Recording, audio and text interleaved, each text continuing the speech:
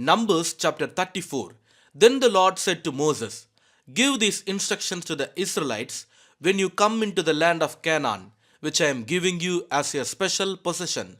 These will be the boundaries. The southern portion of your country will extend from the wilderness of Zin along the edge of Edom. The southern boundary will begin on the east at the Dead Sea.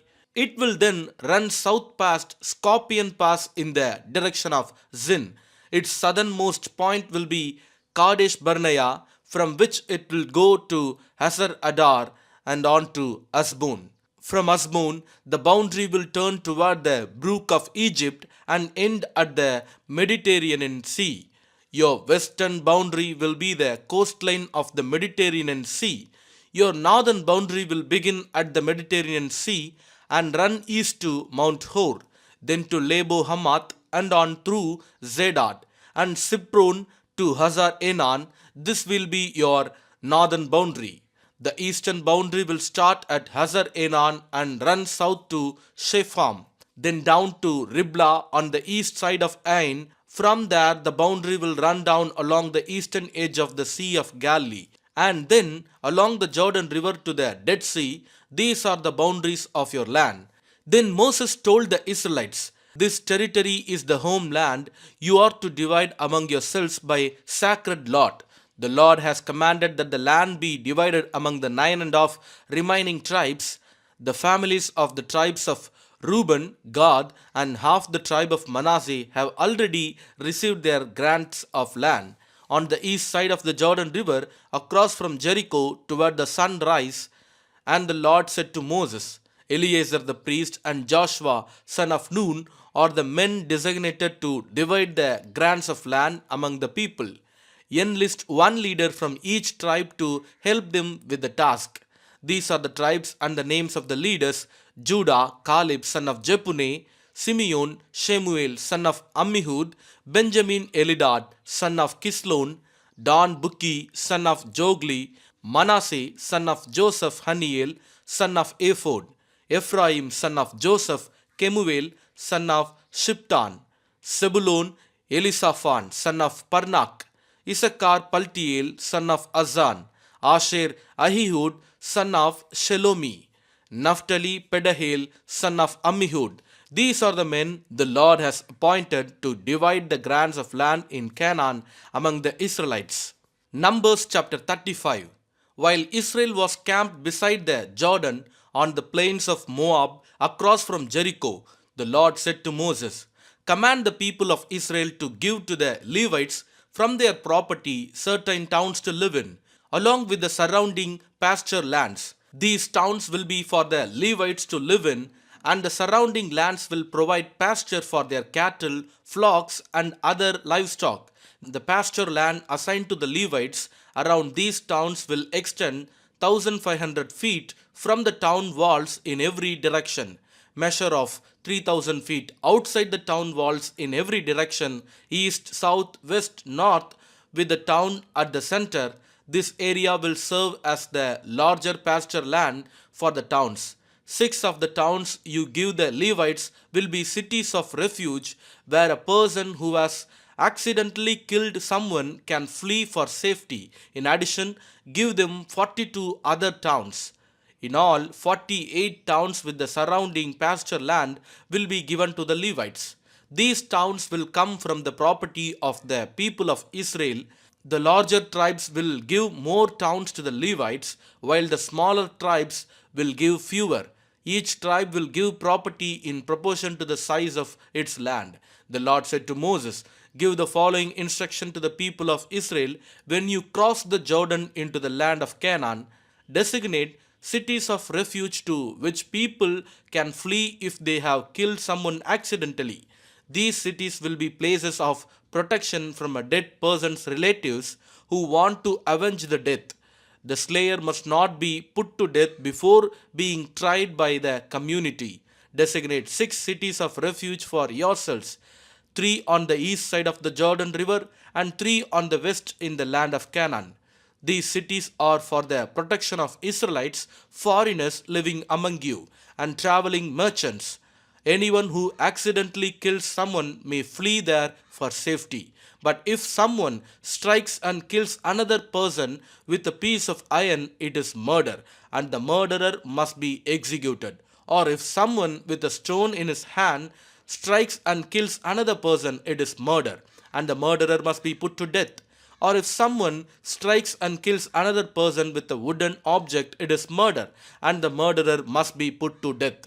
The victim's nearest relative is responsible for putting the murderer to death. When they meet, the avenger must put the murderer to death. So if someone hates another person and waits in ambush, then pushes him or throws something at him and he dies, it is murder. Or if someone hates another person and hits him with a fist and he dies, it is murder. In such cases, the avenger must put the murderer to death when they meet. But suppose someone pushes another person without having shown previously hostility, or throws something that unintentionally hits another person, or accidentally drops a huge stone on someone though they were not enemies and the person dies. If this should happen, the community must follow these regulations in making a judgment between the slayer and the avenger, the victim's nearest relative. The community must protect the slayer from the avenger and must escort the slayer back to live in the city of refuge to which he fled. There he must remain until the death of the high priest who was anointed with the sacred oil. But if the slayer ever leaves the limits of the city of refuge, and the avenger finds him outside the city and kills him, it will not be considered murder. The slayer should have stayed inside the city of refuge until the death of the high priest. But after the death of the high priest, the slayer may return to his own property. These are legal requirements for you to observe from generation to generation wherever you may live. All murderers must be put to death, but only if evidence is presented by more than one witness. No one may be put to death on the testimony of only one witness. Also, you must never accept a ransom payment for the life of someone judged guilty of murder and subject to execution. Murderers must always be put to death, and never accept a ransom payment from someone who has fled to a city of refuge, allowing a slayer to return to his property before the death of the high priest. This will ensure that the land where you live will not be polluted, for murderer pollutes the land, and no sacrifice except the execution of the murderer can purify the land from murder. You must not defile the land where you live, for I live there myself. I am the Lord who lives among the people of Israel. Numbers chapter 36. Then the heads of the clans of Gilead, descendants of Machir, son of Manasseh, son of Joseph, came to Moses and the family leaders of Israel with a petition. They said, Sir, the Lord instructed you to divide the land by sacred lot among the people of Israel. You were told by the Lord to give the grant of land owned by your brother Zelophehad to his daughters. But if they marry men from another tribe, their grants of land will go with them to the tribe into which they marry. In this way, the total area of our tribal land will be reduced. Then, when the year of Jubilee comes, their portion of land will be added to that of the new tribe, causing it to be lost forever to our ancestral tribe. So Moses gave the Israelites this command from the Lord. The claim of the men of the tribe of Joseph is legitimate. This is what the Lord commands concerning the daughters of Zelophehad. Let them marry anyone they like, as long as it is within their own ancestral tribe. None of the territorial land may pass from tribe to tribe, for all the land given to each tribe must remain within the tribe to which it was first allotted. The daughters throughout the tribes of Israel who are in line to inherit property must marry within their tribe, so that all the Israelites will keep their ancestral property. No grant of land may pass from one tribe to another. Each tribe of Israel must keep its allotted portion of land. The daughters of Zelophehad did as the Lord commanded Moses. Mahlah, Tirzah, Hoglah, Milcah, and Noah all married cousins on their father's side. They married into the clans of Manasseh, son of Joseph. Thus, their inheritance of land remained within their ancestral tribe.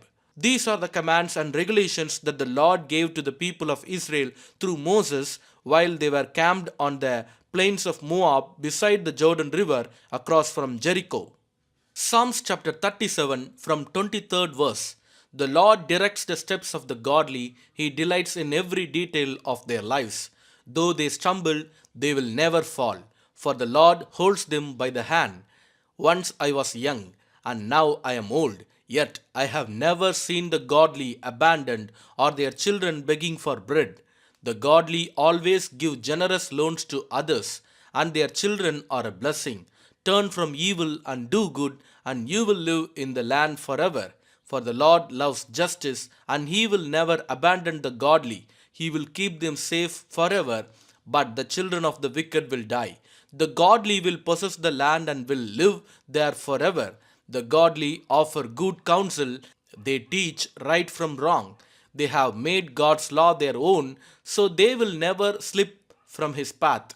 The wicked wait in ambush for the godly, looking for an excuse to kill them. But the Lord will not let the wicked succeed, or let the godly be condemned when they are put on trial. Put your hope in the Lord, travel steadily along his path. He will honor you by giving you the land. You will see the wicked destroyed.